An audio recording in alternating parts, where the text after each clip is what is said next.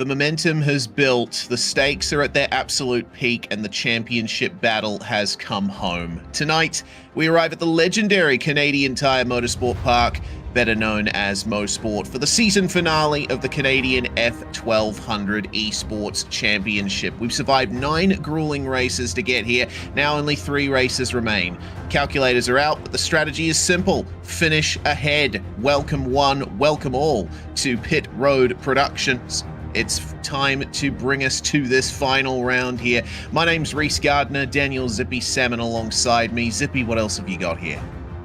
Oh, definitely good to be here, and indeed good to be in the booth, ladies and gentlemen. Tonight we arrive at the legendary Canadian Tire Motorsport Park, better known as Mosport, for the season finale of the Canadian F1200 Esports Championship. We survived 9 grueling races to get here. Now only 3 races remain. The calculators are out, but the strategy is simple. Finish ahead. Motorsport is not just a track, it's momentum to bravery. It is one of the fastest, most dangerous circuits on the planet, where the walls are close and the speeds are terrifying. It is the perfect stage for a championship decider. In the pro class, the target is firmly on the back of Brandon Hawken with a 35-point lead. He has one hand on the trophy, but Braden Otto and Clay Morris are ready to pounce if he makes a single mistake. In the AM class, Mark Boyd holds the high ground, but the gap is only 27 back to Rob Wright. 1 DNF, 1 spin, or 1 tangle in formidable turn 2, and the title picture flips instantly. Tonight, there are no drops. Unlike previous rounds, you cannot discard a bad result. Every corner, every pass, and every point is permanent. There are no more safety nets. The rewards waiting at the finish line remain the ultimate motivation. The Pro and AM champions will both earn a real-life test in the Cartini Racing Formula Vee, a transition from the digital world to the physical track. And don't forget the season-long prize draw. Every driver who finishes on the lead lap tonight earns another ballot. Whether you're fighting for the podium or battling in the mid-pack, staying clean and consistent is your ticket to a third real-world driving experience. One leader looking to cement a legacy, another looking to steal the crown, and an entire grid hungry for their shot at the big time. 12 races in total. We are at the end of the journey. This is the Canadian F1200 Esports Championship, presented by BiS, with special thanks to Cartini Racing, live from the iconic Mosport. Ladies and gentlemen, boys and girls, hello and welcome to Pit Road Productions. And as Reese was very wisely saying earlier, you're here on Pit Road Productions indeed. My name's Zippy Salmon, and Reese the South 4 Racer. You can tell it's going to be one of those days, ladies and gentlemen. Reese the South 4 Racer Gardner here, joining us. Let's give this another go, Reese. By all means, redemption, sir. Indeed. I guess we need to be very clear about who's reading what in this script here. But honestly, a great championship that we've had here. Dominant performances by Brandon Hawken. All he needs to do is just finish and have a clean race, and he's likely going to take this title. We'll be going through the points a little bit later, but I think we should be keeping an eye on the venue we are racing at today, the Cathedral of Speed. The lap begins at Mosport with a plunge downhill into turn 1. A blind, terrifyingly fast right-hander. We have to trust the car will stick. Then comes the defining moment of the circuit, turn 2, Clayton Corner. You dive into that endless double apex left-hander, fighting the wheel as the car compresses and the track drops away. Survive this and you're set for the lap. From there, it's the tricky off-camber turn 3, leading into the chute at turn 4, a blind drop that launches you toward the slowest part of the track. Moss Corner, turn 5, a technical double right that demands patience. Get on the power too early and you'll wash out. Then the throttle is pinned. You scream, or buzz in the Formula Vee, down the Mario Andretti straight, the longest drag on the circuit, where the slipstream is king and battles are won. Finally, the S's and White's Corner at turn 10 bring you back to the line. At Mosport, you don't drive the track, you negotiate with it. The title fight is on. The season finale starts now. A lot of slipstream available here, Zippy. It's going to be quite a tight race in these F1600s. F1200s, sorry. Well, definitely, I'm going to forgive you for that force of habit, ladies and gentlemen. BiS has had a Formula 1600 championship for at least 2, if not 3 seasons now. But indeed, before we get too involved in that, let's look at indeed where we've been and I guess where we're going to be today. We started off at Lime Rock Park before heading to Summit Point, probably my favourite one out of the bunch. Phillip Island, Reese's personal favourite there for round 3 before ending up here. The final round, no drops available for round 4. But Reese, I understand you've got the race format. I have indeed, and also the points in just a couple of seconds. It's a very simple format for this one. 3 15-minute races. The last one has a top 10 grid invert. So if you finish 10th in race 2, you've got pole position for race 3. Vice versa, you win race 2, you're going to be starting in 10th for race 3. You can only adjust brake bias on this fixed setup, and, well, open qualifying has just been done. So we'll have to get through these points very quickly.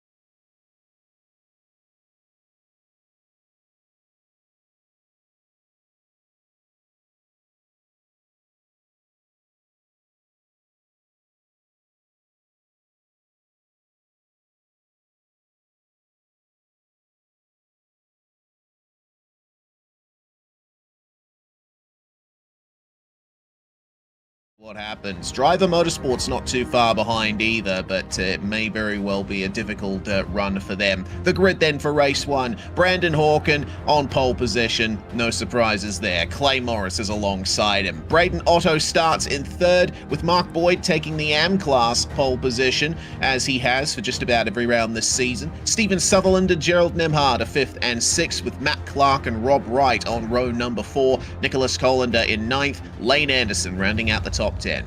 Having a look there, MP11, ladies and gentlemen. That's going to be Keith Wilfred with Victor Plaud in 12th. Moving back a little bit further back, though, it's Ryan Brooks in 13th with Ryan Knight in 14th. Head in a little bit further back as well, ladies and gentlemen. In 15th is Alyssa McKenzie with Ella Martin alongside.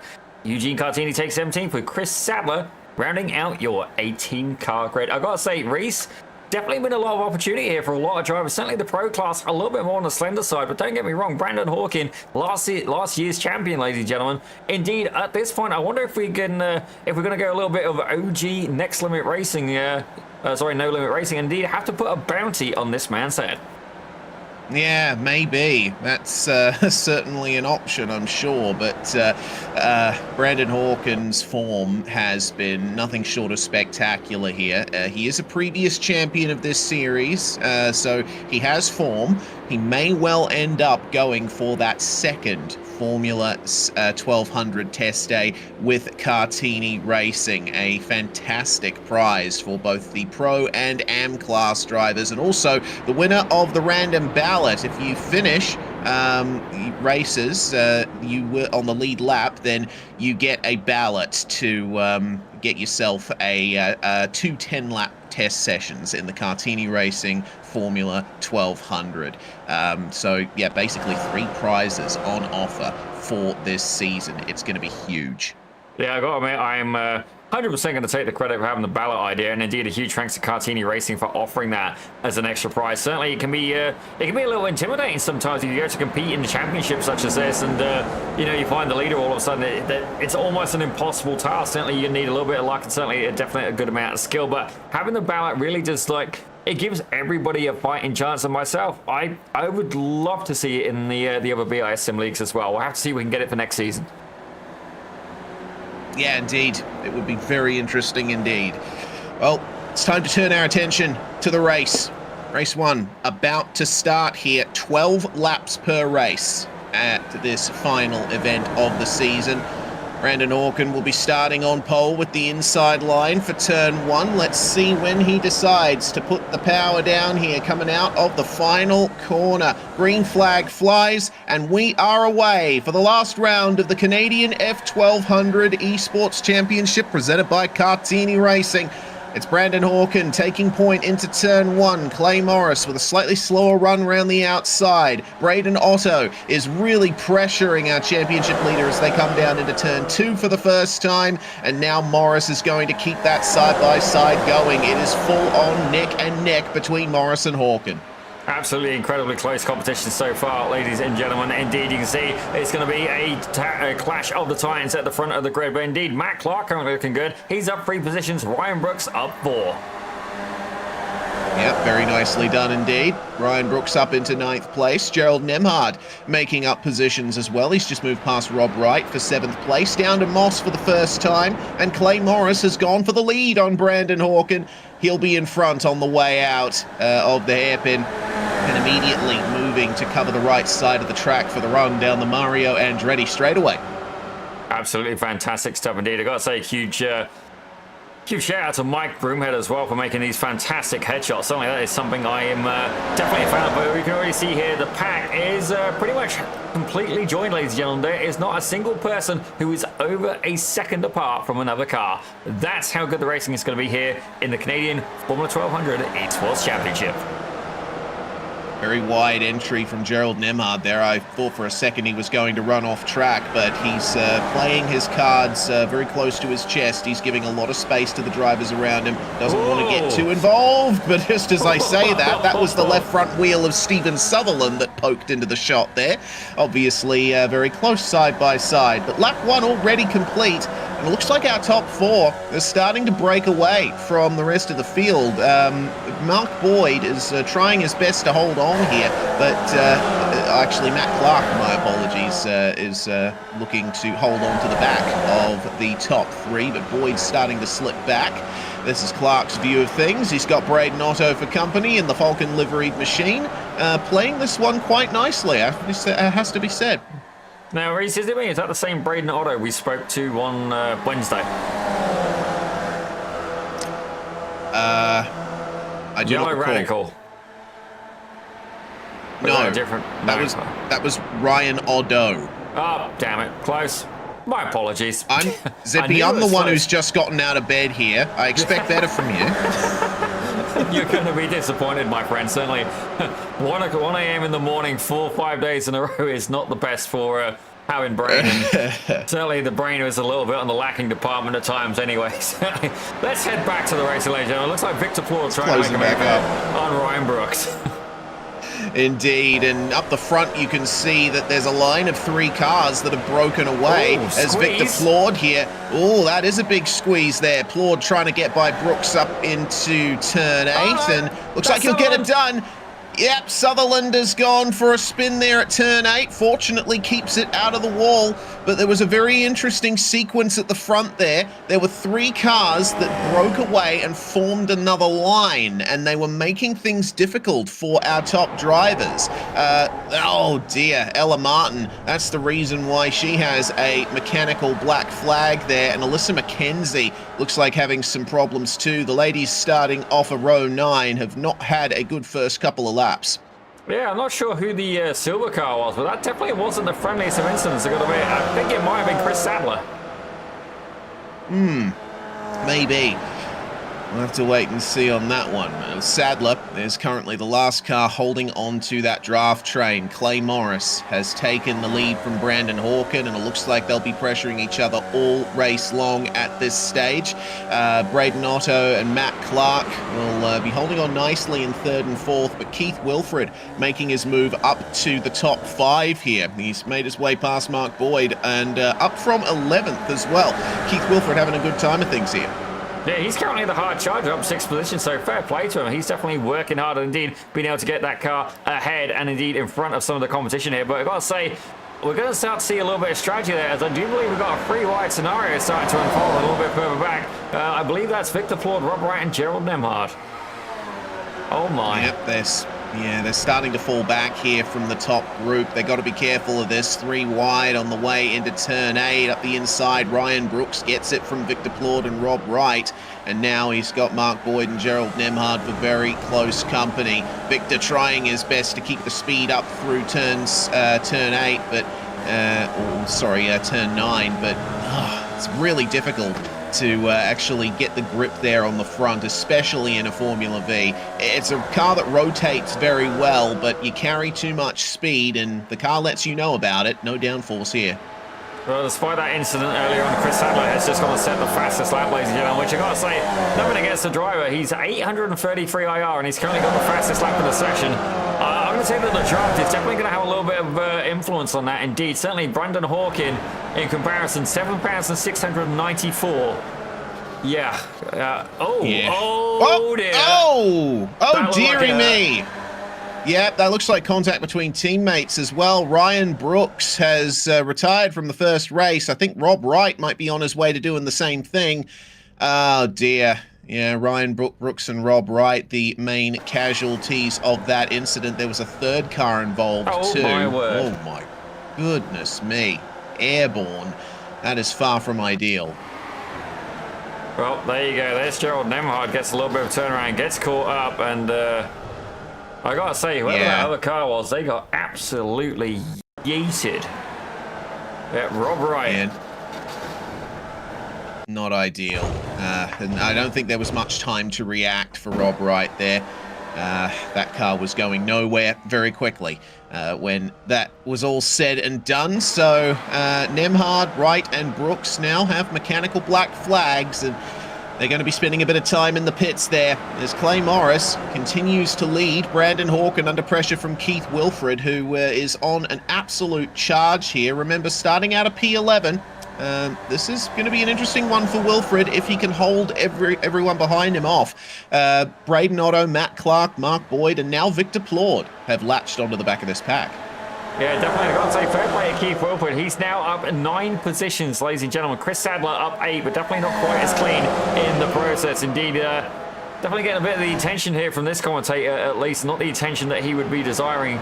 Certainly a little bit of a rough run so far. But right now, Clay Morris is regaining that lead, indeed holding on to that lead. But I have a feeling it's a little bit of a cloak and dagger move right now, and he'll know it as well. Right now, he is going to be a sitting duck if he's in the lead on the final lap. Yeah, you don't want to be the one leading out of Moss on the last lap of the race. That'll put you in big trouble here.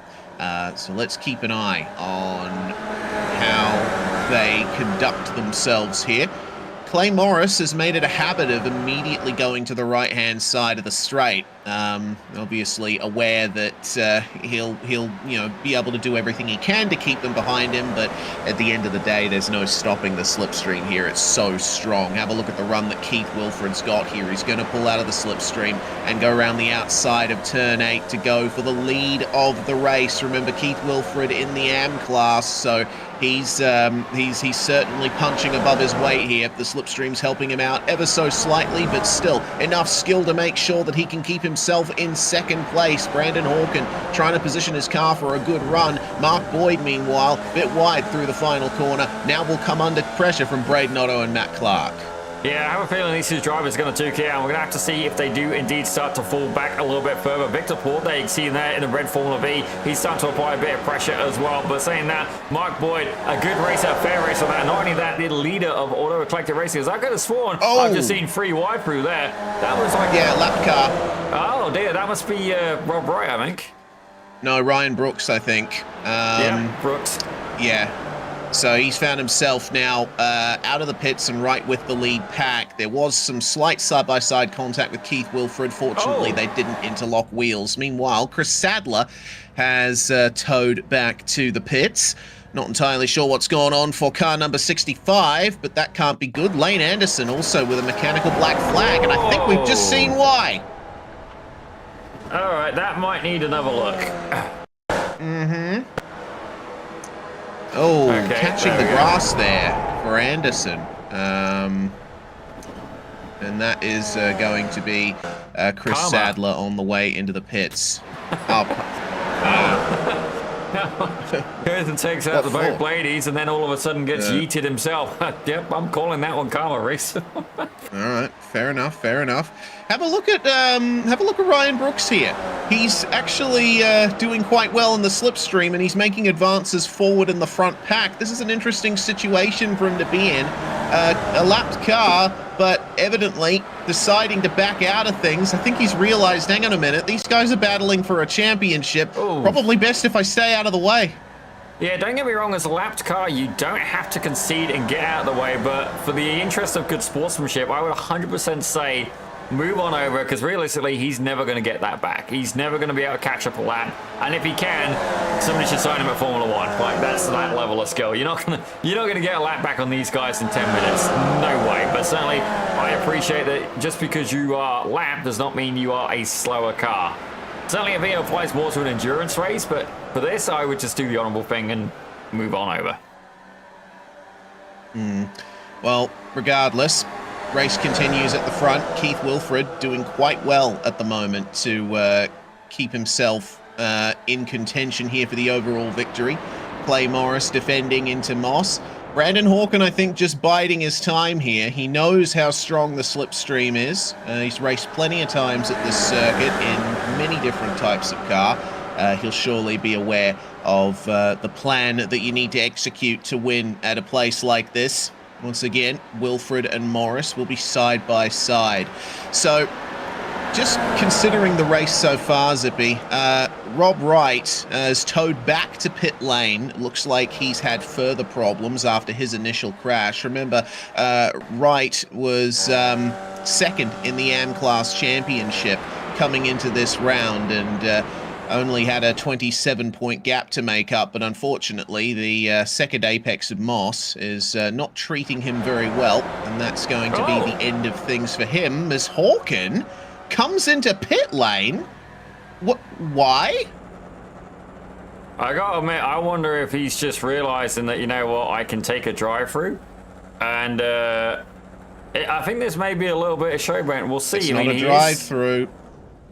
What on earth is he doing? He's pitting. Okay, this is a strange decision. He can't be too light on fuel. It's a fixed setup. No.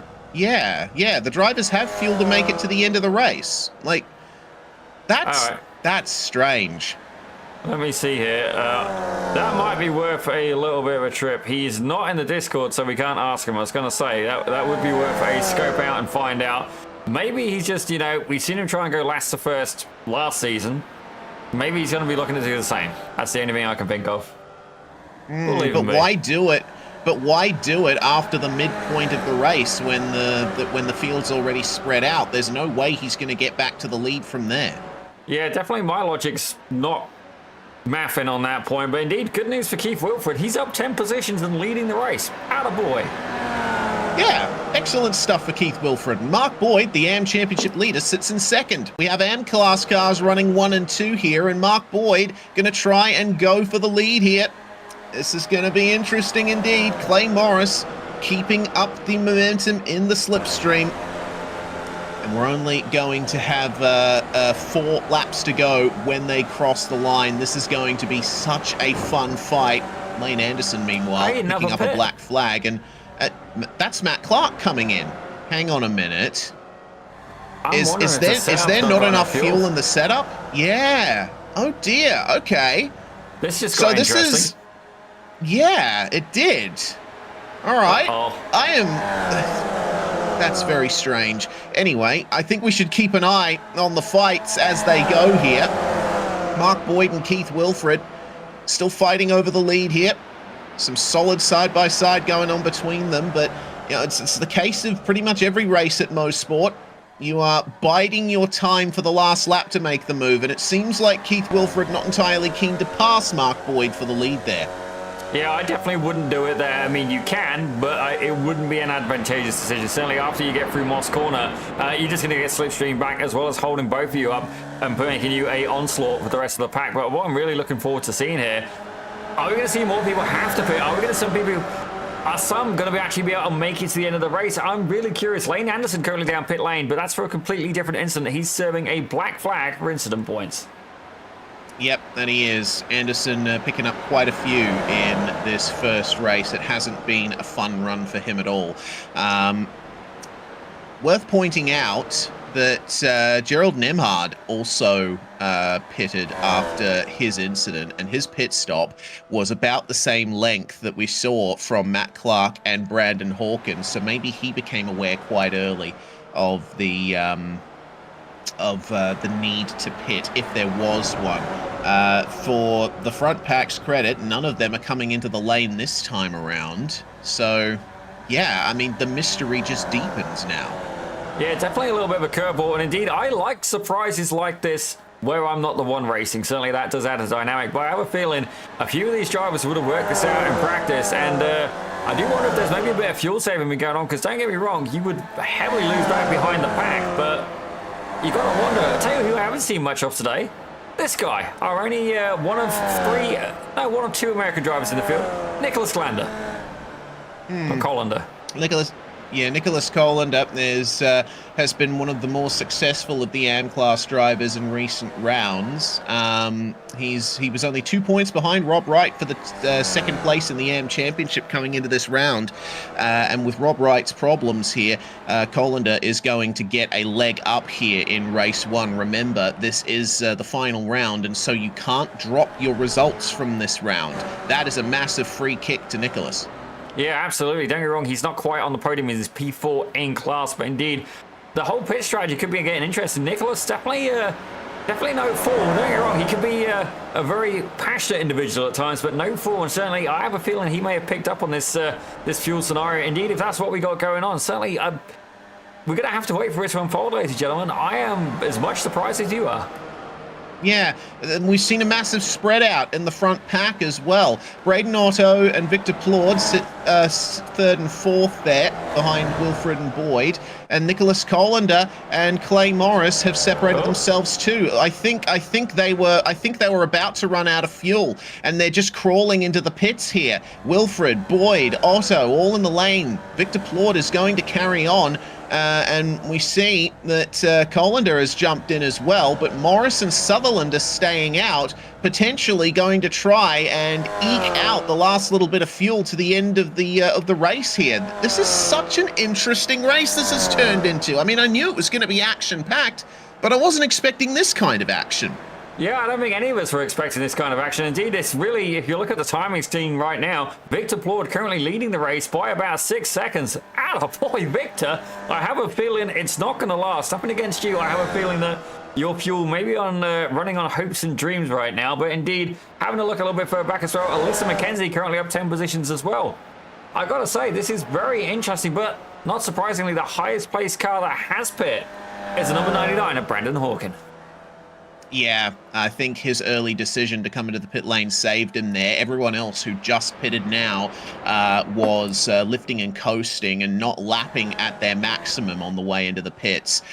So looks like Brandon has been given a massive gap for the lead as a result. This is certainly not what I was expecting, but we will only have 1.5 laps to go as Alyssa McKenzie has had problems, and yeah, she's out of fuel. There's not enough fuel in the setup. Oh dear. Now, I got to wonder as well, how's Victor Plord doing? That sounds like he's coasting. Yeah, into pit lane he comes. Okay, so this is a bit of a question now for our race admins as well. Do they set up another server for races 2 and 3, or do they keep going like this, knowing that everyone's going to have to pit? The final lap begins, and Brandon Hawken is going to move back into the lead here. Yeah, that's definitely a turn of events indeed. I'm going to have to work out as well, where exactly is Clay Morris going to come out? He's only just getting to his pit stall now. Braden Otto absolutely sneaks by. Mark Boyd sneaks by. That's looking good for him in the AM class. How about Victor Plord? Still in pit lane, ladies and gentlemen. Certainly the Formula Vee. Not exactly got NASCAR speed of refueling skill there, but Braden Otto very much under pressure here from Mark Boyd. The Colin Bubba could really capitalize on this, and there you go. Clay Morris comes out right behind Matt Clark as well. All right, rounding out the top 5. Yeah, that's a very long stop from Victor Plord, and same for Keith Wilfred as well. I think maybe they had damage to repair, or potentially sped into pit lane. Accidentally changed tires. You don't really need to change tires in this car. Yeah, their stop's over 30 seconds. Everyone else who just took fuel only, you're looking at about a 7 to 8 second stop. So that's going to round things off here in these fights. Let's see what Mark Boyd can do to get past Braden Otto and finish second overall. He might as well put the feather in his cap now here for the lead at the AM Class Championship. this is going to be a great way to start the night for him. And he makes the move down the straight. And I'm sure we'll move ahead into those final corners. We'll have a little bit of time to give our victor his dues. Brandon Hawken leading the overall and pro championships coming into this round, and he is going to come across the line on top once more here in the first race at Mosport, stamping his authority on the field once again. Braden Otto holding off Mark Boyd on the run up to the line. That's your second and third place battle decided by a mere 1/10 of a second. Very nicely done. Matt Clark and Clay Morris side by side here, and Morris almost getting Matt Clark here at the line. Not quite enough. 0.02 of a second between them, ladies and gentlemen. Absolutely incredible racing. Yep, fantastic stuff. Well, I guess now all of the drivers know what to expect. They are aware that they don't have the fuel to get to the end of the race, and they will have to pit at some point. The question is when. I think the chaos, the confusion that we saw was the drivers realizing one by one, hang on a minute, we can't get to the end here. Should I just try to eke it out? And finding out very quickly that that wasn't possible. I do have to wonder just how much fuel you can save in the Formula Vee. If I have a look at the pit lane time, it's about 30 seconds. So over 12 laps, you know, doing the math here, under 3 seconds a lap, I don't think it's doable. I think it's tight, but I don't think it's doable. If you saved enough fuel to make it that last lap, I don't know. Going into it now, would I want to try it? Yes. But would it backfire and potentially, you know, cost huge amounts of position? Yes. Tough Almost call. certainly. Yeah, very tough call indeed. Still waiting on the last couple of cars to come across the line here. It looks like Alyssa McKenzie is going to be our last finisher on the lead lap there. A very tough race for Alyssa, with over 2 minutes spent in the pits when she came in. But across the line she will come, and then we can go through our results for the first race here. Brandon Hawken on top, but certainly the story was a bit more complicated than it seems just looking at these results. Over 10 seconds the margin back to Braden Otto. Mark Boyd finishes in third place, winning the AM class, with Matt Clark and Clay Morris rounding out your top 5. Gerald Nemhard had a good run, started 6th and finished 6th, with Matt Clark finishing in 4th. Keith Wilfred and Victor Plord rounding out 7th and 8th, with Nicholas Collender and Chris Stadler rounding out your top 10. Then it was Ryan Knight, Eugene Cartini, Ryan Brooks, Lane Anderson, Stephen Sutherland, Alyssa McKenzie, Rob Wright, and Ella Martin. Those last two, unfortunately, retiring from the race. I don't think there's any need to go through the grid for this one, because it's race 2 and you start where you finished in race 1. So we shall see how things go here, but interesting to see that Clay Morris is actually on pole here. Oh, is this a top 5 invert for race 2? I believe so. Let's do a bit of a grid here. All right, so Clay Morris and Matt Clark are going to be on the front row here, with Mark Boyd and Braden Otto in 3rd and 4th. Brandon Hawken rounding out the top 5. From there back, it is where they finished in race 1. So now, with everyone knowing what the deal is regarding the fuel and the setup, this is going to change things a little bit. Everyone knows what to expect now. I've just realised something. Do you reckon Clay Morris is trying to draft behind the pace car? Because that's a good idea. No. I couldn't fault him for trying. At these speeds, you wouldn't be getting any. At these speeds, you wouldn't be getting any draft. Well, it depends. If you throw a rope out the cockpit and put it on the back rebar, you might do all right. Just tow the car around. All right, ask Dave Kamer to model a rope then. Oh dear. Well, we'll see then what the play is. Evidently a problem with the event setup. The races are not meant to be 12 laps long, apparently, but that's how it is, and they will need a splash of fuel to get to the end of the races here today. Well, I do have to wonder if they can now. They've got the knowledge. I would honestly sit in the back and coast the living snot out of this car. There is I a don't lot of think you'd be elevation able change. to save the fuel to get to the end, though. You know, I still want to try it though. Challenge accepted. All right. I think if you started enough, and enough of you did it, it's possible. This is where having a teammate could come into play as well. Yes, actually. That is a good point. There are a few drivers here racing with teammates, and they'll be wanting to work together as best they can. But 12 laps on the cards once more here for race 2. And the pace car will be pulling into pit lane very shortly.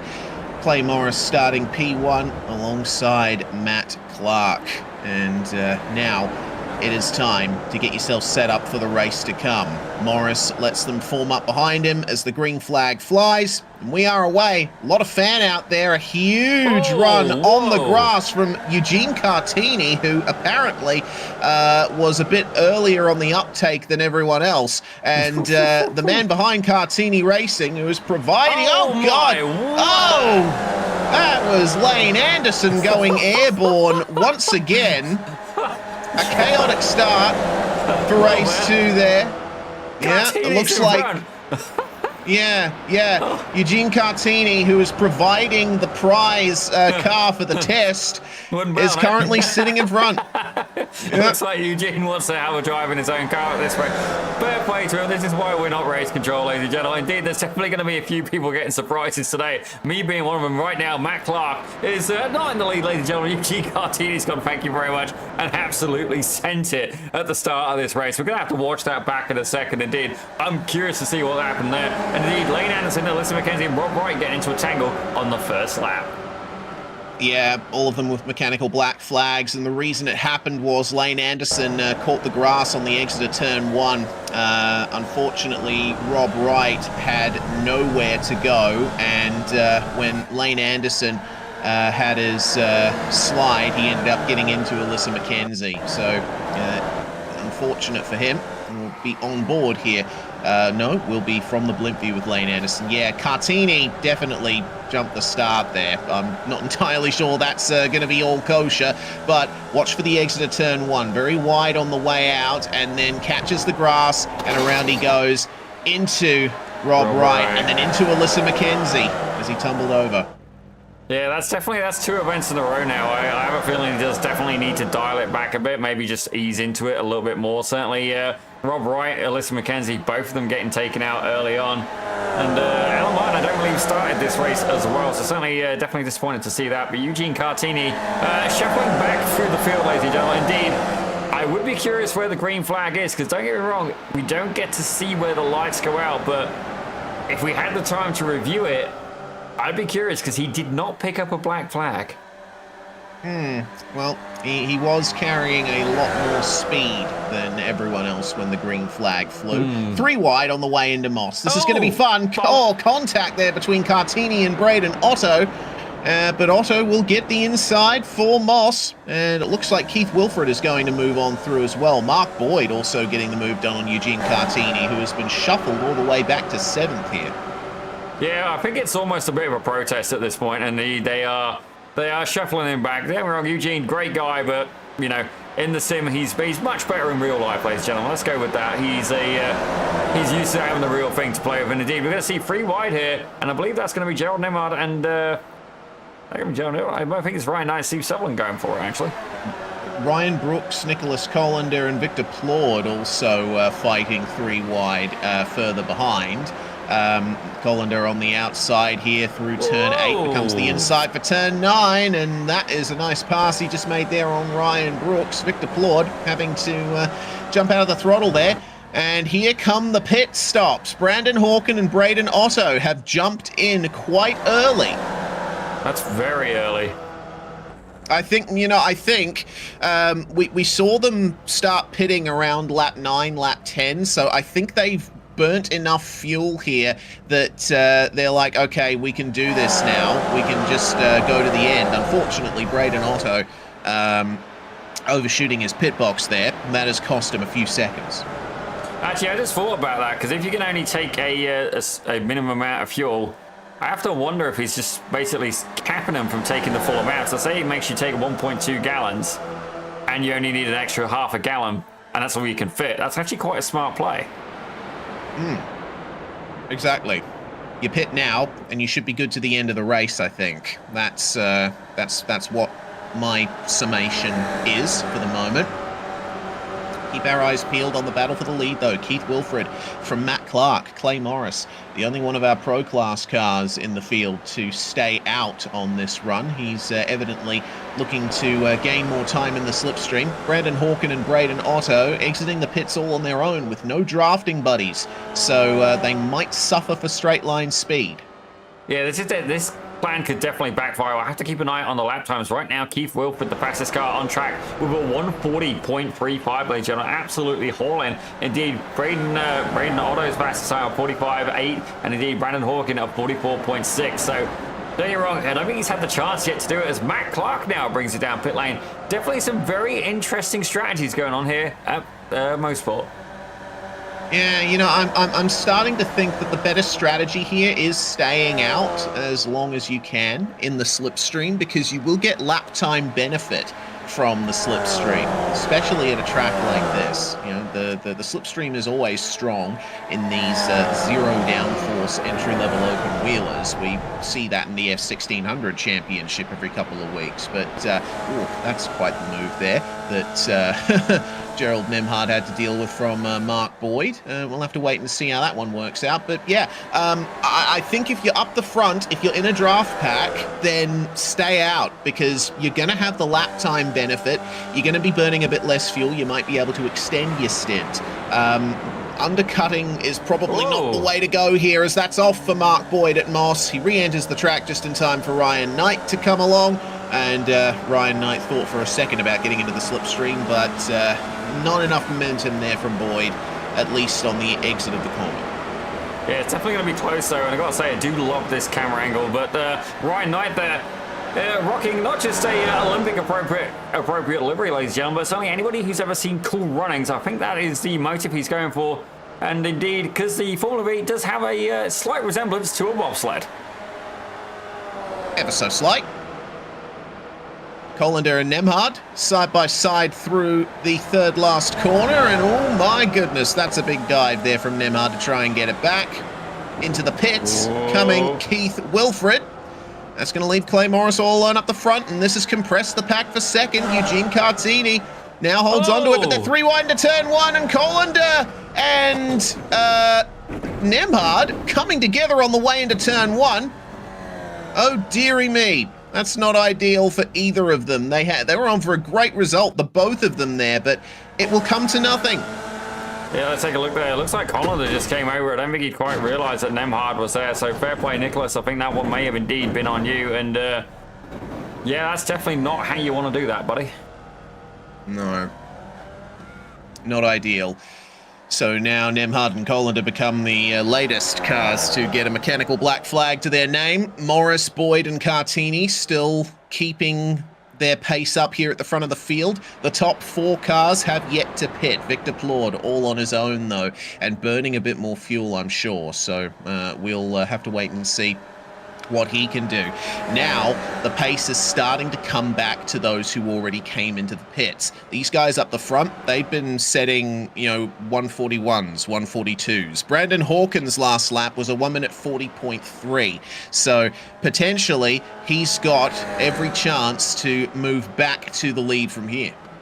And indeed, if I actually have a look at the fastest lap, not knocking the guy, but it's actually Eugene Cartini who's got that. This just goes to show how potent the draft is, a 140.22. Yeah, nice pace from Eugene. Boy.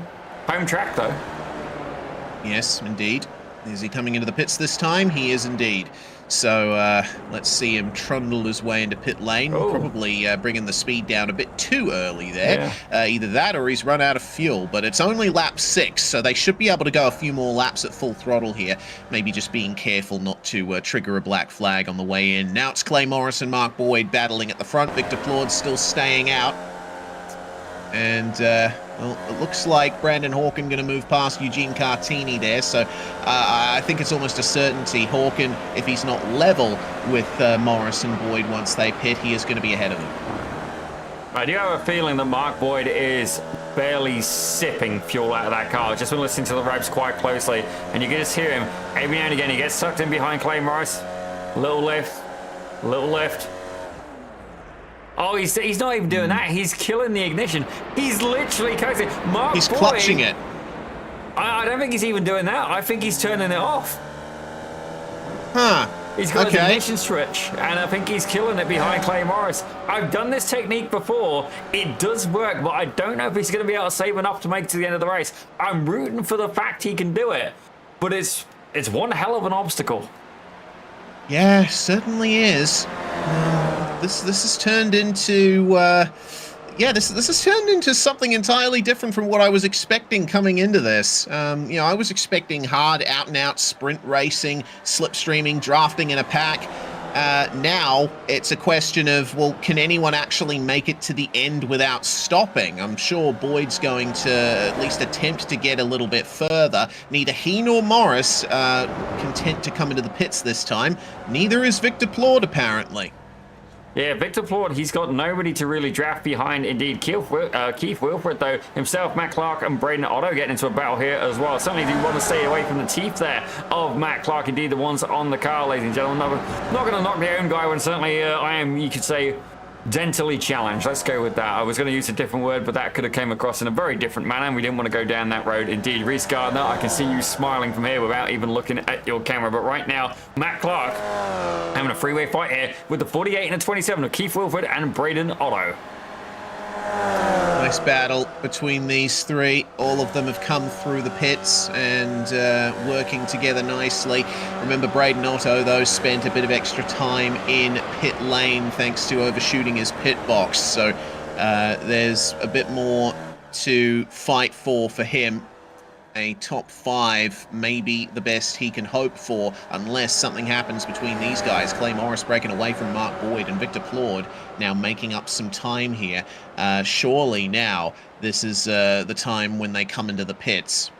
Well, I'm starting to wonder, because look at the lap times there between Clay Morris and indeed Mark Boyd. 143s. Like, I could go quicker than that, ladies and gentlemen. Indeed, Victor Plord has now caught up and is now tucked in behind them. He was in 141. So I have a feeling that both Morris and Boyd are definitely going to try and limit to the pits, but they've only got 10 seconds over Brandon Hawkin. It is going to be incredibly close. Certainly, if he catches up 3 seconds a lap, in theory, he should be behind them by lap 10. Yeah, he definitely will. So give it another 3 laps and Brandon Hawkin is going to be on these guys. And a gap of 9 seconds is well covered by a cycle through the pits. So I think Brandon Hawkin, as he holds the fastest lap of the race and brings it down again to a 140.19, again, it looks like he's got victory locked up here. Potentially. Like, don't get me wrong. Are these guys going to save enough fuel that they can go full chat near the end of the race? That is the other variable that we are not able to account for. Indeed, Clay Morris, I have a feeling, if he manages to save enough fuel to make it to the end, I mean, he was close. He pit on the penultimate lap, closed the penultimate lap. He's not been able to save behind anybody, though. He's been leading the majority of this race. Mark Boyd, however, the odds are definitely in his favor. Victor Plord, though, I think too much time at full throttle. I don't think he's going to make it. Question marks absolutely everywhere. Hopefully we can turn a few of them into exclamation points by the end of the race. 4.5 laps remain, and well, on board with Morris, no one in front. He is all on his own here, bringing the speed up, and 130. He's lifting. Clay Morris is lifting and coasting. Well, down the middle of the straight, he's not going full throttle. That is very interesting to see. Hawkin, by contrast, full throttle. He is topping about 150 kilometers per hour on the run down the straight. So, yeah, this is really confusing. Like, I'm not sure what the plan is here for Morris, Boyd, and Plord. It's highly doubtful that they're going to hold on to the lead if they stay out. They are definitely going to lose the lead when they pit. Yeah, I think they're going to get away from pitting. I reckon they may just make it, but I think Brandon Hawkin is going to indeed be too much of a reckoning force. Braden Otto, he's about 7.5 seconds back behind Brandon Hawkin. I think that may be enough, but I'm interested to see how it turns out. Certainly, I applaud them for giving this fuel strategy a solid attempt.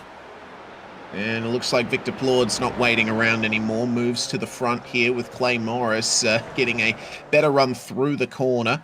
Drawing back alongside ever so briefly before settling back in. Now this is a chance for Morris to save a little bit of fuel down the straight in the benefit of the slipstream. So let's see how this one works out. This battle, of course, see Brandon Hawken there in the background. He has made up the time.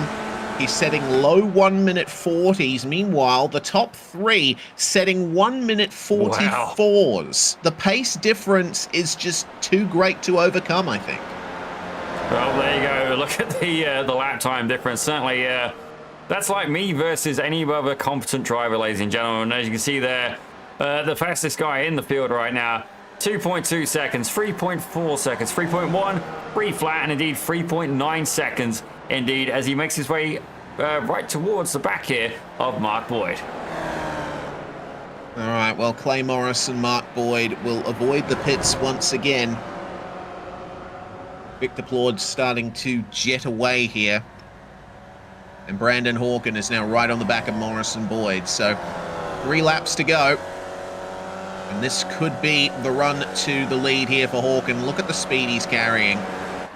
Yeah, pitting is just faster. I think we've just confirmed it. I think the only thing that could happen, though, I have a strategy to stop that and indeed beat Brandon Hawken for the final round. I think if you go 3 wide and try and save fuel, nobody can get past you, but you're going to have to work together, maybe even 4 wide. Is it unorthodox? Yes. Is it legal? I don't see why not. I don't see how you can contest it if you go 3-4 wide around every corner. You're not going intentionally slow, you're just saving fuel. Yeah, but you are intentionally blocking the entire track. That might be a that might be something to ask the stewards about. And now that you've put it out into the world, Zippy, I think I think Mike Broomhead's gonna chime in behind the scenes and say no. I don't know, Mike, if you're there, come on into the Discord for a chat, because in my mind, that would be legal, because you are legitimately racing. Don't get me wrong, if you drove at like 30 miles an hour, that wouldn't be okay. But if you're holding a pace and it's a consistent pace, who's to challenge that? I think it's a legitimate argument. You got a point there. I think that could be a valid strategy. Yep, could be potentially something that could be done. Victor Plord jumps into the lane.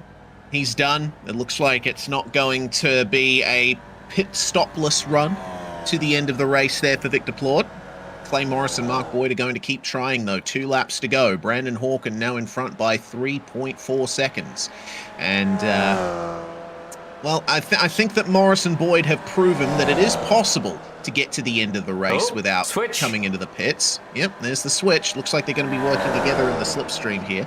But I think Brandon Hawken proving by the same token that it is just faster to make the pit stop and go flat out from there. 3-way battle between Keith Wilfred, Braden Otto, and Matt Clark here.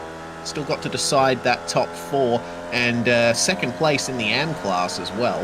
Matt Clark sees some great opportunities here to find his way through.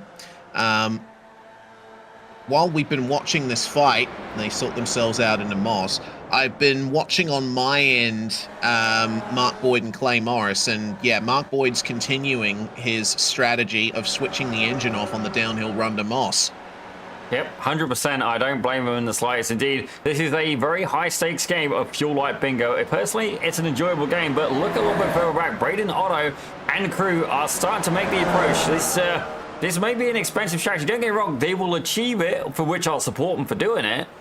But for outright race performance, it may not be the winning call.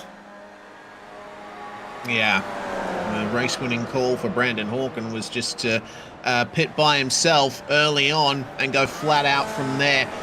White flag in the air, and now the battle will intensify here. Have they got the fuel?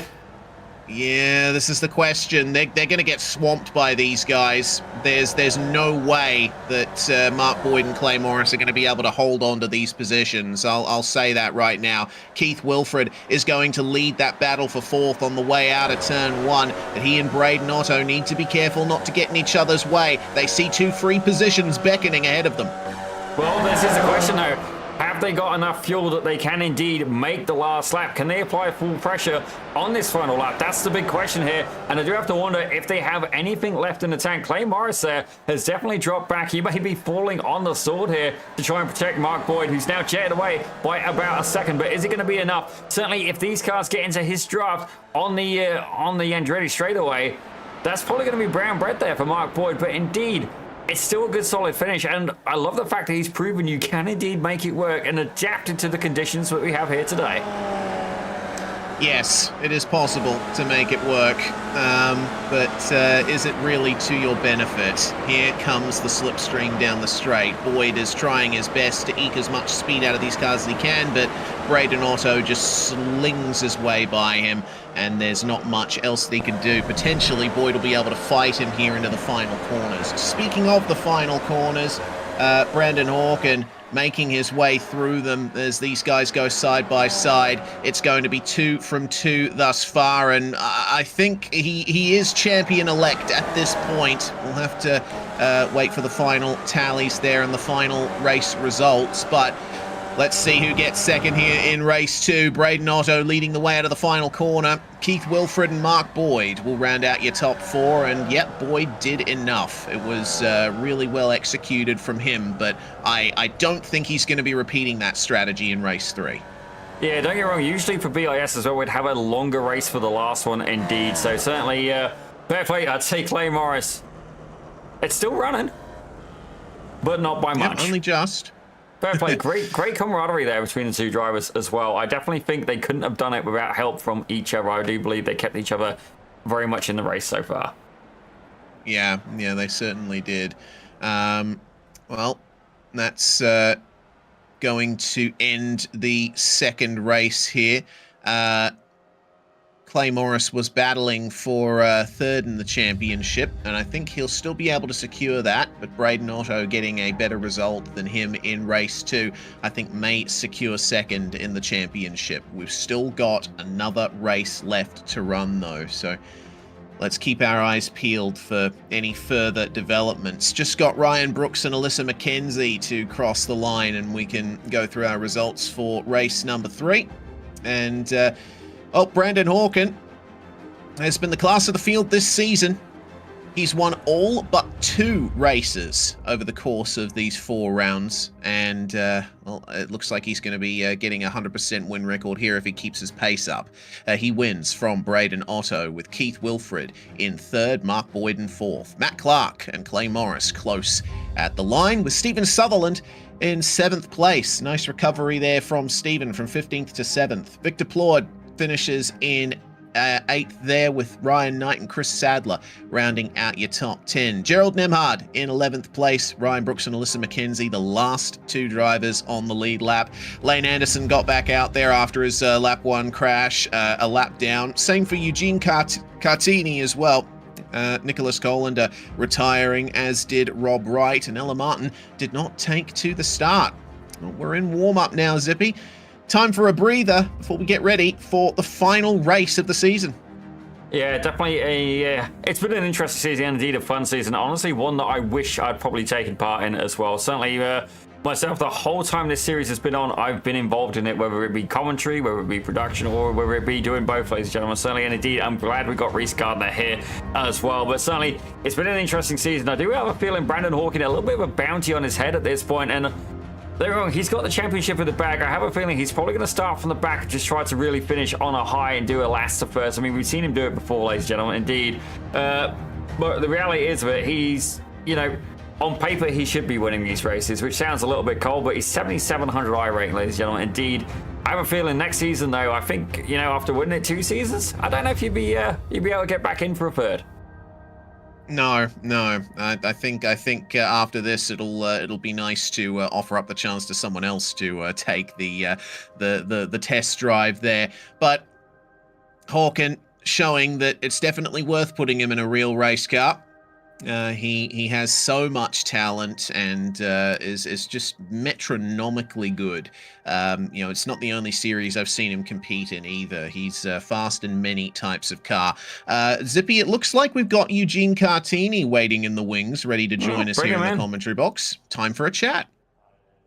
Indeed, Eugene, definitely a little bit of an interesting layout today, fair play, and definitely a... what kind of move was that on the start? So don't get me wrong, I mean, entertaining nonetheless, but I think you may have had a little bit too much of a run on that one. Hey, how's it going, guys? Yeah, it seemed like I just timed it very well. Put a couple tires in the grass there, but everyone moved to the inside.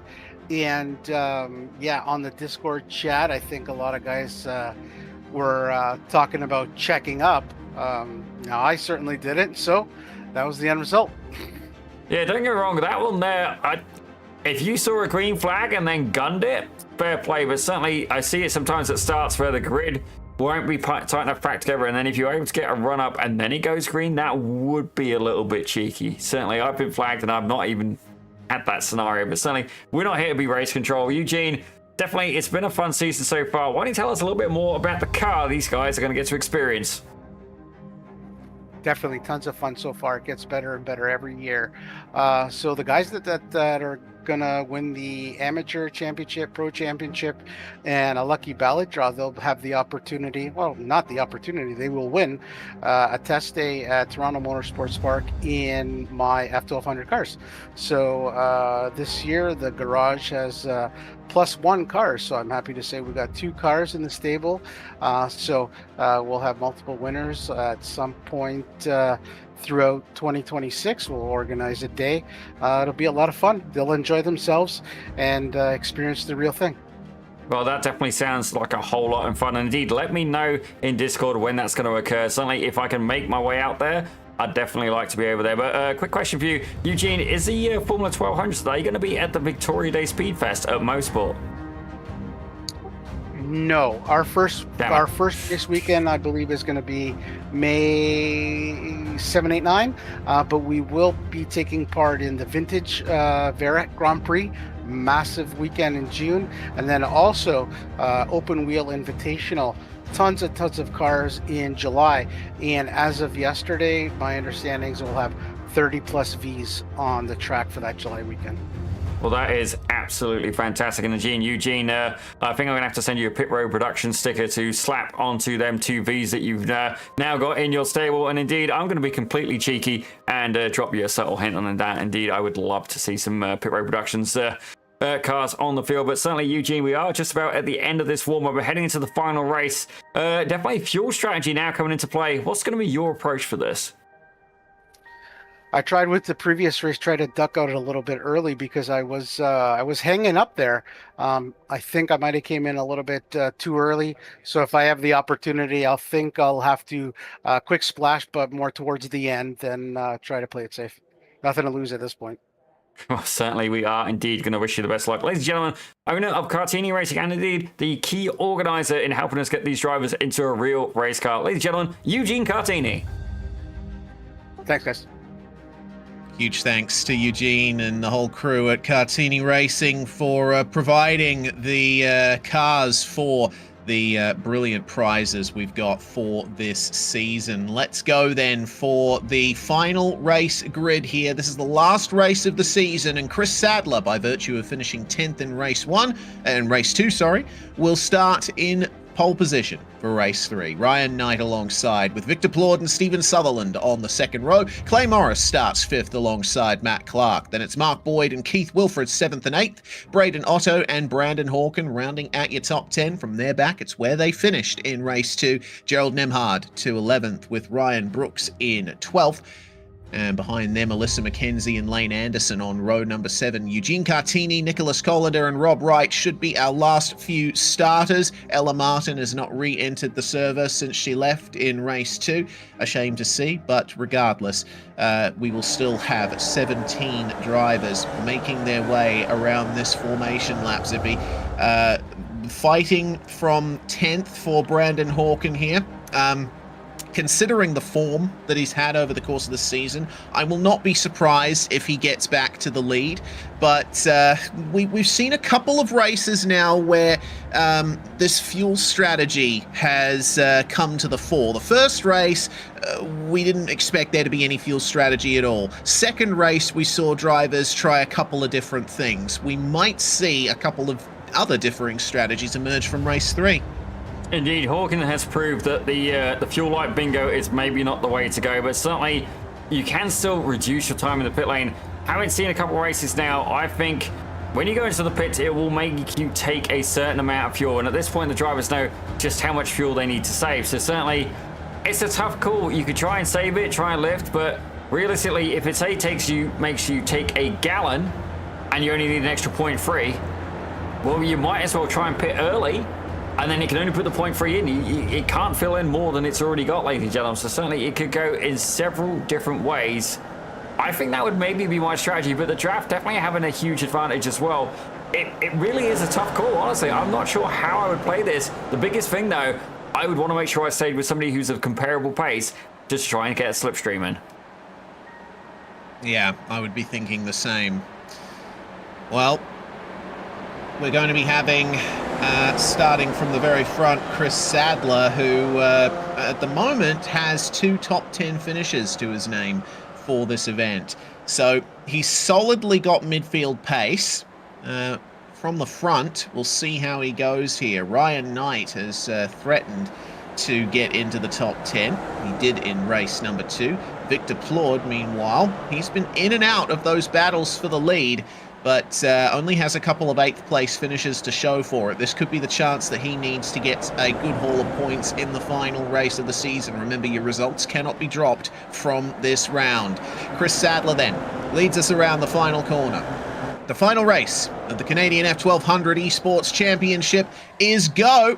And it's a slow start from the 45 of Rob Wright at the back there, but already Clay Morris moving up the inside into second place in turn 1. Perfect run for the Double O machine, and off the circuit, unfortunately, goes one of our cars. It would appear that is Ryan Knight. Yeah, definitely went a little bit wide there. That's not what I had in mind. Rob Wright, I have a feeling, is just looking to try and collect up a few positions there through attrition, ladies and gentlemen. But right now, Chris Sadler, he's going to have to work hard, as indeed this field is already spiced up. Ryan Brooks up 4 positions. Brandon Hawken actually in the same place he started. That's quite surprising. I expected a bit more aggression from him at the start. Suddenly, maybe just trying to go and just literally save some fuel, and indeed, he's not going to go for the fuel saving strategy. He's already proven that that doesn't work, but at this point, honestly, flat out seems to be good fun, but I do have to wonder here, Sutherland and Boyd, they're next to each other, they are indeed teammates. Can they work together to potentially slingshot themselves both to the top of the podium? This is the question. They're going to be side by side on the way out of Moss, and Braden Otto has slotted himself in between them, so it's going to be difficult for Matt Clark and Stephen Sutherland there. Meanwhile, look at the slipstream being picked up there by, I think, Ryan Brooks. My goodness, the speed that he's carrying past Keith Wilfred, almost getting into his wheels there. Brandon Hawken, you can see, is holding back a little bit as we're on board now with Ryan Brooks. Let's see if the outside run through turn 8 works nicely here. It's just a slight lift in these cars, maybe a tap of the brakes. But the understeer starting to induce there for Ryan Brooks. Tyres not completely up to temperature. He's trying desperately to do that. Already. And yet pitting at the end of the first lap for Keith Wilfred, for Brandon Hawken, and it looks like Alyssa McKenzie's going to follow them in there. This could be a good call for McKenzie.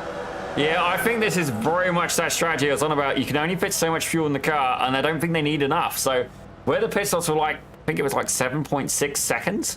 I literally think it's filling the tank to the brim and gone, and there you go. 7.72 for Brandon Hawken. Keith Wilford, 7.70. Alyssa McKenzie, though, I have a feeling she may have took tyres. We're going to need, yep, that car's in the air. Let down by the pit strategy. Dear. Yeah, that's a shame there. It's always a frustrating mistake to make when you realise you've left your tyres checked in the black box. So Alyssa McKenzie will spend 30 seconds or more in the box there, and will get back out. Hopefully, she'll be able to at least gain a few more positions from there. I notice also that Nicholas Colander has not taken to the start of this final race. Maybe he's already aware that he's secure second place in the championship in the AM class, but considering all of that, he might just lose it here with his rivals both starting this final race.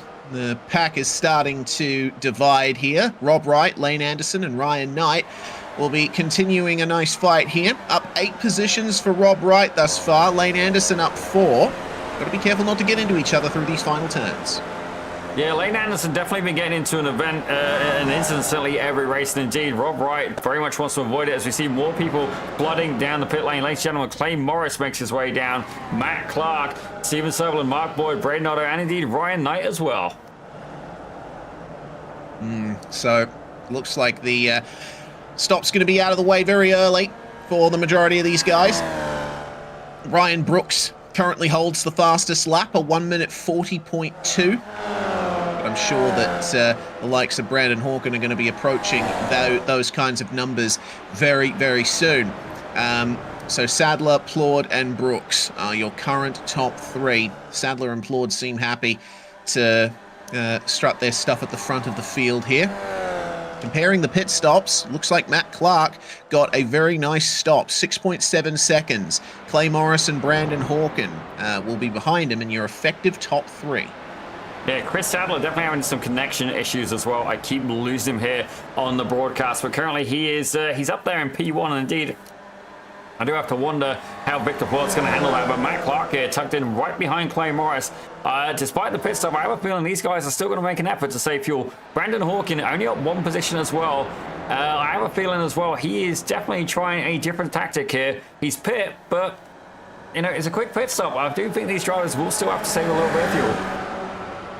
Yeah, potentially. There are plenty of opportunities, though. If you've got the majority of the fuel you need put in at the pit stop, then it's just a case of saving those last few milliliters, so to speak. Anderson and Wright side by side, and well, if I was Lane Anderson, I would have gone for the pits there. But Victor Plord, Chris Sadler, and Ryan Brooks are all going to come in. I have a feeling we saw a pack going into the pits here. Yeah, those are the drivers I just mentioned, Plord, Sadler, and Brooks. Whoa, yeah. I thought it was almost a pass. That was all. Oh, a pass. I thought you said pack. My apologies. You're good. Carry on. All right. Well, not much to carry on with because looks like the action has come to a pause here on track, at least for the front of the field. Clay Morris, Matt Clark, and Brandon Hawken will be almost going 3 wide into turn 2. But at the moment, Victor Plord coming out ahead of them. This could be a very nice call here for Victor Plord. These guys are going to catch him up very quickly, of course, but he can hold on in the slipstream for sure. Well, as you say that, Matt Clark running a little bit wide there, and that's definitely compromised his exit. Indeed, you can see the time starting to ebb away. It's going to be good news for Braden Otto right behind. He's going to gain a little bit there, but Matt Clark barely holding on to the draft. He's 8 tenths of a second back. He needs to get back behind these guys if he wants a chance to stay with them. Well, Plord nailing the exit of Moss there. Look at how much of that tarmac runoff beyond the curb they're using, and surely Morris has the better run here. The upshift into 4th gear beckons, and Brandon Hawken is behind the both of them. He's going to go for it now. Carries the speed 3 wide down the straight, and Hawken will be ahead when they get to turn 8. But will Plord try to fight him on this? What's Morris going to do? Is he going to try and maintain this spot here? He'll be getting those spotter calls. You're in the middle 3 wide, and they're going to keep that going here through turn 8, and Morris is going to be the one leading them on into the second last corner. Rob Wright and Lane Anderson still haven't come into the pits. Hawken really pushing the limits there with Victor Plord. Yeah, the Formula Vee, you can definitely get into some incredibly close encounters. Certainly, I've seen it on many occasions where you'll have 3 wheels literally in a row. That's because they've tucked a wheel in between the 2 and pretty much grazing against the side pod. You can get very, very close, but should you get a little bit too close, you have a contact with a drive axle. It's going to get very spicy very quickly. That it is. This is your effective top 4 fighting now. And Matt Clark has done all right to make up the time that he lost through this corner on the previous lap. This time he is a lot tighter on the way through and keeps it more or less on the circuit. Claude making little moves out of the slipstream there. Again, the waiting game begins here. The slipstream is such a crucial part of racing at Mosport. Yeah, it definitely is. And even then, in the Formula Vee, the Formula 1200, it is indeed even more potent. Brandon Otto not able to catch up, though. He's certainly about 1.6 seconds back. Look at Steve Sutherland has got the company in the form of Keith Wilfred, the 48 and the 70, kind of hanging out between themselves. But right now, all the action currently heading up here. Indeed. Well, actually, we've got a fight for the lead here. Rob Wright takes the lead over from Lane Anderson. Both of these drivers yet to make it down pit road. Anderson appears to say, yep, I'm going to keep going. Rob Wright, same fault as well. All right, so they're going to be pitting late, it seems. The third place pack here has started to erupt. Matt Clark taking the slipstream very nicely down the straightaway, but hasn't been able to make his way past Hawken. Catches the grass on the way to the final corner. Oh, that was very close to a complete disaster for all three cars involved there, but Clay Morris and Victor Plord just get away with that. Yeah, that was definitely incredibly close. Looked like he ran a little bit wider. Let's take a look from another point of view. So this is from the chopper. You'll see Matt Clark just catch the grass there and slide. Nowhere for Clay Morris or Victor Plord to go. So they have lost touch with Brandon Hawken in the short term. It seems that the damage for Matt Clark is not race-ending, but he is back down to 9th now with Mark Boyd. So looks like his campaign for an overall victory is now over. Yeah, certainly one thing you have got to wonder as well is that damage going to be enough that indeed it's going to compromise the fuel? Certainly you start picking up a little bit of an alignment issue, you're going to basically be dragging that wheel sideways going down the track, and indeed you're going to feel a straight line performance detriment, and indeed a tire heat detriment, as well as a fuel detriment as well. It's like dragging your foot sideways across a carpet, but with even more grip. Yeah, it's not ideal having that kind of alignment issue, and depending on how heavy the contact with Clay Morris was, he might well be dealing with that. Top two showing very little sign of coming into the pits here. Actually, one of our top two decides. That's Lane Anderson making his way into the lane, and again, slowing down very early indeed. This is something I've noticed for most of the drivers here. I mean, it's understandable because they weren't expecting to pit, but they are slowing down way too early for pit lane. They're just costing themselves valuable seconds.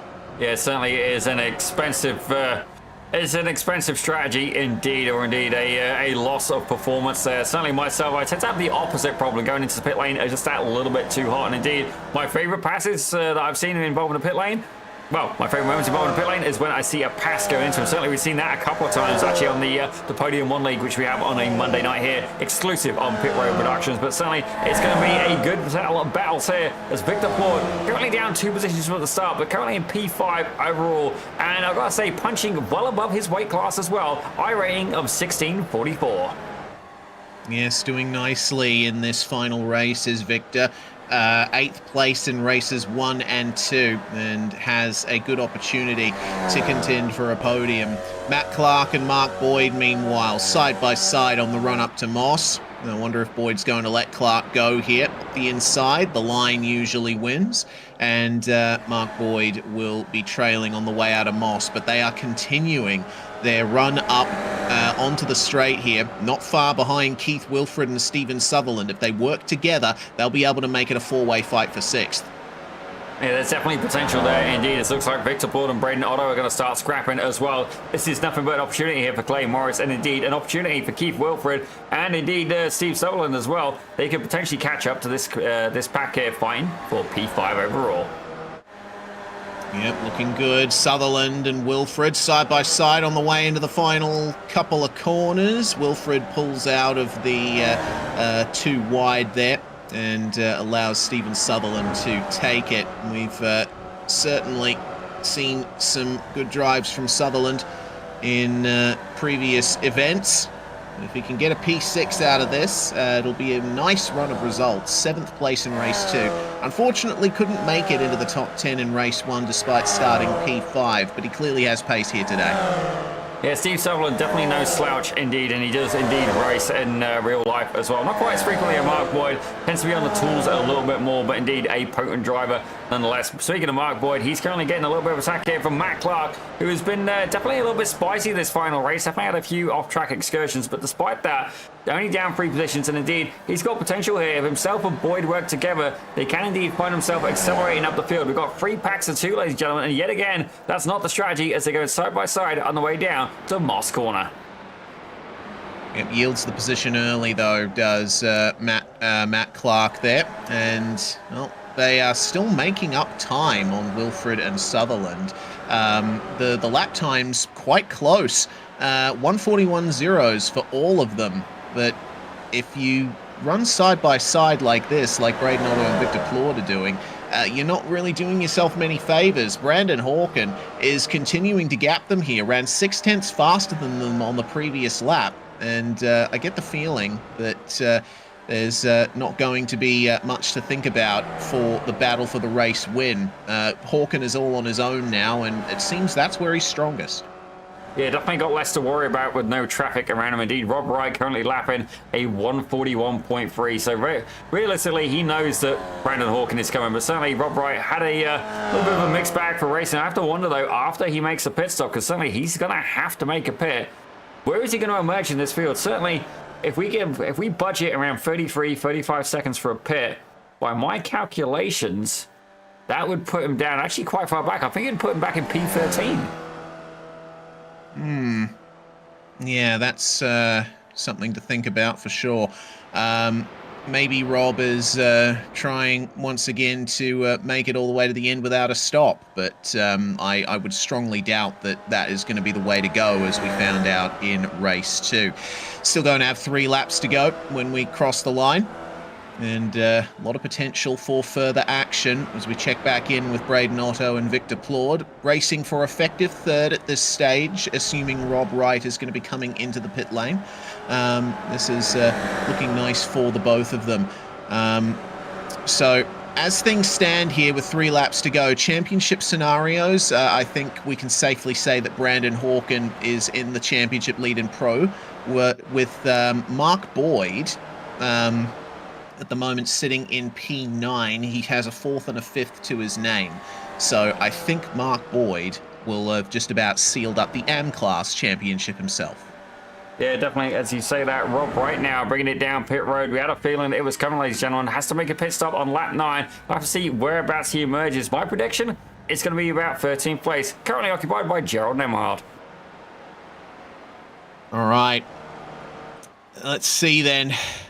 Gerald Nemhard here in P13, whether or not Rob Wright comes out alongside him. It's an 8.8 second stop for Rob Wright, and he is just exited pit lane now. So it actually looks like he's going to come out here just ahead of Chris Sadler, who started on pole. Makes sense because these two were together at the front of the field for a while. Sadler will carry a bit more speed on the run down to turn 2, and potentially it'll take a bit longer for Rob Wright to get up to speed here. Well, fair play. I'd say that the strategy worked out not perfectly, but it's not done him badly either. Indeed, he's currently up 8 positions from where he started. Yeah, nicely done from Rob Wright. So now we find our way into the final 2.5 laps of this race. Brandon Hawken leading by 2.5 seconds over Clay Morris. Braden Otto and Victor Plord fighting over 3rd overall. And now it looks like the battle for 5th is now 4 cars, with Wilfred, Sutherland, Clark and Boyd all within a second of each other, or even less. This will be a great opportunity for Clark and Boyd. Yeah, certainly this is where we're going to see if having a teammate can indeed be an advantage here, as realistically, yep, that's exactly what I've just seen. Steven Sutherland has just pulled out, gone through the draft, and currently in the process, Mark Boyd will be getting a draft behind him. That was definitely a little bit of strategy there, but are they going to be able to make it pay off on the timetable? That is the question. Into the final couple of corners we come. And 2 laps to go for these drivers. Starts now. Mark Boyd in the best position possible, I think. And comparing lap times, it looks like these guys are running pretty close pace to Braden Otto and Victor Plord as well, so there's potential for them to catch up to them. Sutherland and Wilfred side by side out of turn 1, and it looks like Matt Clark is going to get his nose into it as well. Mark Boyd just hanging back. Some smart driving going on here from car number 12. Yeah, if I was in his shoes as well, I think I'd be doing exactly the same. Try and stay behind in the pack. Steve Sutherland there going a little bit wide. Indeed, Mark Boyd got a fantastic overspeed. But I do have to wonder, is this all strategy? They know that the draft is prone. Indeed, with 2 of them working together, I have a feeling that these 2 guys ahead, Clark and Wilfred, are pretty much about to get mugged in the next couple of laps. All right, well, we'll see. This is going to be quite the interesting final lap. Braden Otto and Victor Plord, for their credit, they are running times that are close enough to Clark, Wilfred, Sutherland and Boyd that I think they should be able to stay ahead, but all it takes is side by side in the wrong place, and that will seal the deal. Victor Plord then retakes 3rd place. Braden Otto setting himself up for the final lap here, I'm sure. Either that or... well, no, actually, he did get a run in the slipstream, but he's lifting off there on the way into turn 8. Look at him. He's accelerating and then he's lifting. He's not keen to go for the move back. He knows that he needs to be the car behind on the final lap. Yeah, definitely. It almost becomes a high-speed game of chicken, ladies and gentlemen. Indeed, he's like, oh, you go, no, you go. It's like seeing Canadians at a drive-through, ladies and gentlemen. Certainly, well, I guess not a drive-through. The only place where they're not more polite is in a drive-through. That's more of a, no, I'm going there. But certainly, notoriously known for being polite, ladies and gentlemen. Indeed, a lot of people in this race could definitely attest to that, as indeed the majority of the field is indeed Canadian. And ladies and gentlemen as well, huge congratulations there to the women's USA Olympic, the Canadian women's hockey team, ladies and gentlemen. USA ought to get the better of them in the final game, but certainly wrong. Nothing wrong with silver medal at all. 2nd most potent women's team in the world. Fair play. The men's hockey, we'll have to wait and see until tomorrow, I believe. Indeed, Winter Olympics going on at the moment in Italy. So side by side for Braden Otto and Victor Plord here. The run into Moss. Otto trying to go for the move here at this corner. And Victor Plord's going to have to play this smartly. He will be behind on the way out of the corner, but that gives him the full benefit of the slipstream down the straight. He needs to be prepared for a huge fight back from Braden Otto. Yeah, I have a feeling that Plord's going to potentially get this. We're going to have to see Braden Otto defending that inside line quite vigorously, and then further back you got Wilfred there, right behind indeed. Matt Clark and Keith Wilfred going for it there, and then the 2 auto collector cars behind as well. Fair play to him. Brandon Hawkin, pretty much. Yeah, he's about to cross the line, but ladies and gentlemen, we're going to focus here on this battle here. Indeed, we know where Hawkins going to finish. Indeed, as you see there, Braden Otto able to hold on. Victor Plord trying everything he possibly can as they make it down towards the final corner. He's going to have an inside line. We're going to see a drag race to the very end. Not quite, just not enough real estate there for him, ladies and gentlemen. Oh my! Oh, hang on a minute. What was that? What happened there? That's an awful lot of smoke. Mark Boyd. Oh dear, that's not ideal. 8th place in the end for him, it looks like. No, 7th. What on earth happened here? Contact between himself and the 48 of Keith Wilfred, and spins it around out of the final corner. That's not how Mark Boyd would have wanted his season to end, but I think he's still done enough to claim the AM Class Championship here. Yeah, you can see there, he makes his way past teammate Steve Sutherland, goes in on the inside, all is looking good. Coming up to the final corner, takes a tighter line, and yeah, I just don't think Wilfred was expecting him in contact. Yeah, not ideal. Regardless, one last bit of drama to end off the season. I think we should give our championship winner his dues here. Brandon Hawkin, with sheer dominance on the way through this event. He cottoned onto the strategy pretty early when it became obvious that there was a strategy in the first place. This is his victory lap at the moment. he has won the Pro Class Championship. He'll get himself a test day in the Cartini Racing Formula 1200. The same will be true for Mark Boyd, who wins the AM Class Championship. At least that's what I can see based on the results. And truly fantastic job from the both of them over the course of the season. There really hasn't been any catching Brandon Hawken. There's only 2 individual races this season that he hasn't won. Yeah, certainly power to him, for doing it for a second season in a row. And indeed, he's going to be pretty happy with himself as well. But before we get too excited, ladies and gentlemen, let's go over the results for the final race. Yes, Brandon Hawken, 3 from 3 plus pole position. It's yet another perfect round for Hawken, who wins the championship there. Clay Morris and Braden Otto are your top 3, with Victor Plord and Matt Clark rounding out your top 5. Stephen Sutherland finishing in 6th place. A consistent run of results there for him. Mark Boyd, a 3rd, a 4th, and a 7th. Should be enough points in hand there to claim the AM Class title. Congratulations to him. Keith Wilfred finishes in 8th place ahead of Ryan Knight and Gerald Nemhard to round out the top 10. Chris Sadler, who started on pole for the final race, finishes in 11th ahead of Ryan Brooks and Eugene Cartini. Alyssa McKenzie in 14th place, and last car on the lead lap, Rob Wright, unfortunately a lap down in the end. Same for Lane Anderson, Nicholas Collender, and Ella Martin did not take to the start. I would hope that Brandon Hawken will come in for an interview very soon, but he seems content on blowing his engine. He's just redlining it over the start-finish line at the moment. Well, as long as he doesn't do it in Eugene Cartini's car, I think all will indeed be well. Certainly that's a discussion I would not want to encounter. But indeed, Reese, I've got to say, it's going to be an absolute pleasure here, and certainly it's been a fun season so far. We're going to catch up with Brandon in just a few short moments, but I've got to say, absolute pleasure to be involved for the 3rd time this, the 3rd ever season here of the Canadian F1200 Esports Championship. Indeed, it's had a couple of different names this time. Sponsored, indeed, organised by BiS Cartini Esports. Indeed, a huge thank you to Cartini Racing as well, as we are indeed going to get ready for this interview. Reese, I understand you've been able to catch up with our Pro Championship winner. It's Brandon Hawken. Indeed, an incredible performance this season from you, Brandon, but a little bit of a mix-up there for this round. I don't think anyone was expecting the races to go that long. You cottoned onto the strategy pretty early, and winning 3 from 3, it was another perfect round for you, but lots of great slipstreaming battles on the way. Yeah, definitely. That was a lot of fun. I saw the race was 20 minutes, and I was like, oh, I hope we have enough fuel to make it. And and then just like the longer we went, I was like, oh, yeah, it's looking kind of close. So I came in, just took an extra lap of gas, and and then came back out, and there was.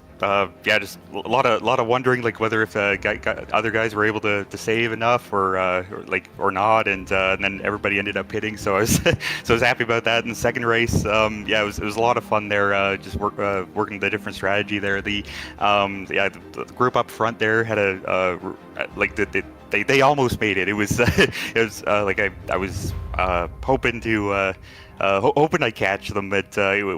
I wasn't quite sure there until the very end, but really great racing there all around, and had a lot of fun racing with the strategy. And then of course the last race came down to just like all-out racing there at the end, and fortunately I was able to get ahead of that wreck, and but Clay, he was right on me that entire time, so he was definitely keeping me on my toes, and that was a lot of fun.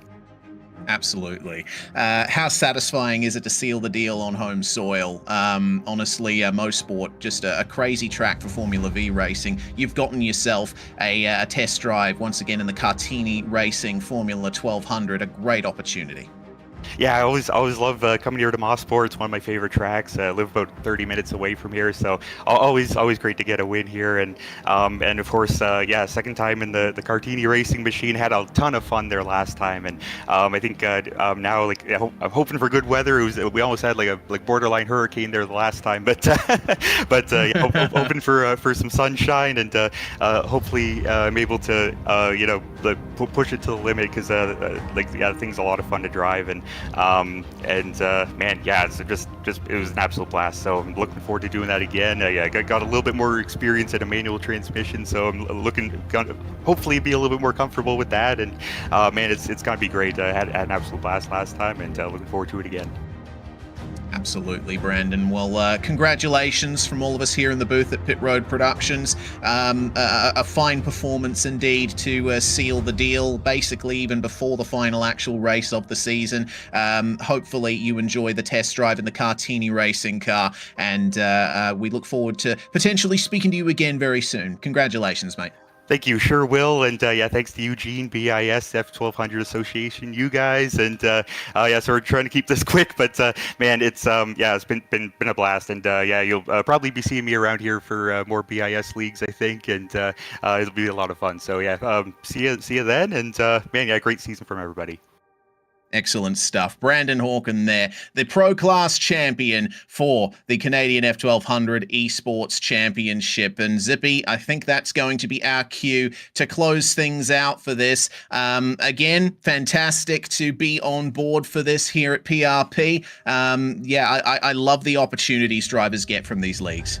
Absolutely, indeed. BIS, they don't just have one, they don't have two, they have 3 leagues with a sim to reality experience, ladies and gentlemen. Certainly, we are honored to host all 3 of them here on Pit Road Productions, and I have already got requests for when's the next one happening. So certainly, Mike, if you're listening, let's get that in the books. Indeed, try and get that ironed out. A friendly reminder for me as well: anybody who's going to be at the Victoria Day Speedfest at Mosport, this very venue you've been here at tonight, ladies and gentlemen, I do plan on being there, and I would love to meet a huge load of you. Certainly, there's going to be NASCAR Canada, there's going to be Formula 1600. Radical Cup Canada, and indeed Super Production Challenge, as well as I suspect a few more series as well. Sadly, not going to be the Formula 1200 there, which much to my disappointment. I would love to see him there indeed. But if you'd like to meet me, my sympathies to you, but certainly I would love to meet you there. It's going to be from about the 17th to I think the 19th of May. Don't quote me on the dates, but certainly it is that weekend. But ladies and gentlemen, what an absolute belter of a season. Certainly I've enjoyed it, and I have a feeling that next season I may indeed have to find myself behind the wheel. We'll see. But until then, thank you very much for watching. My name is Daniel Zippy Salmon, and joining me in the production booth today, and as always, pretty much, ladies and gentlemen, Reese the Southpaw Racer Gardner. Thank you very much for watching, and we'll see you next time here on Pit Road Productions.